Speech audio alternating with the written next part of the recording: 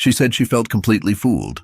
Not suspicious, not uneasy, not like something was slightly off. Completely fooled.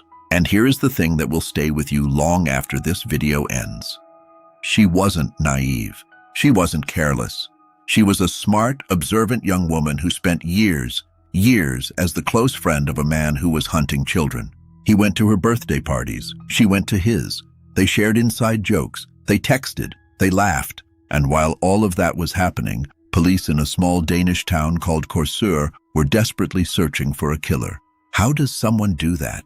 How does a person look their closest friends in the eye night after night, knowing what they have done, and feel nothing? Korsør is not the kind of place people usually associate with violent crime. It sits on the western coast of Zealand. Population 15,000. The kind of town where people leave their doors unlocked and kids ride their bikes to school without a second thought. That changed in July 2016.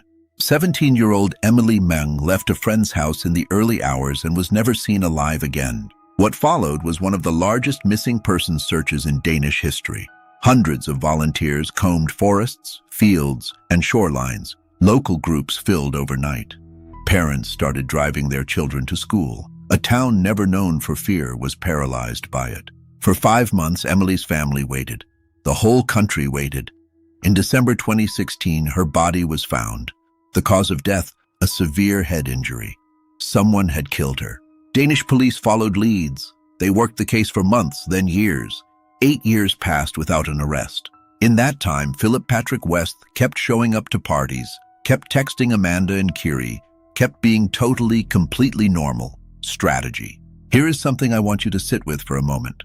While Emily's family was grieving, Westh was at a birthday party. Strategy. Westh had a habit of attending social events immediately after committing crimes. That's not coincidence. That's strategy.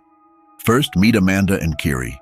Everything she thought she understood about her own life, her own judgment, her own ability to read people, suddenly gone. Kiri said she was completely fooled. Nichlas considered Philip his closest friend, a bond forged over 15 years. Amanda describes the truth as her world collapsing. Structural failure.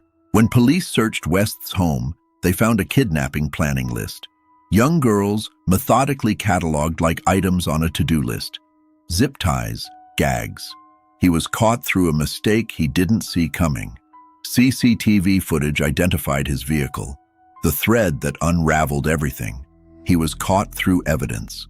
In June 2024, Patrick Westh was convicted of Emily Meng's murder and sentenced to life in prison. He was 32 years old, community traumatized. Directed by Christian Diacher, the series centers not on Westh, but on the people left holding the wreckage. Amanda, Kiri, and Nichlas are the story. The series handles the victims with care. Emily is not named, her identity protected to respect her family's grief. Shifting the lens toward the harder question, how do you do it? Sit with friends and keep a secret that enormous? Compartmentalization, walling off aspects of the self completely. No contradiction. Hosting gatherings immediately after crimes was psychological armor. Surround yourself with people who think you're normal and you have evidence that you are. Amanda gave him that armor. The very qualities that made Amanda and Kiri good people were the qualities that Westh exploited, without them ever knowing they were being used at all. How well can any of us know the people closest to us? Amanda is rebuilding that sense of reality. It's slow work. Unlike the conviction, it doesn't have a clear end date. A Friend, a Murderer is streaming now on Netflix. It offers honesty instead of resolution. Subscribe for more case studies. I'll see you in the next one.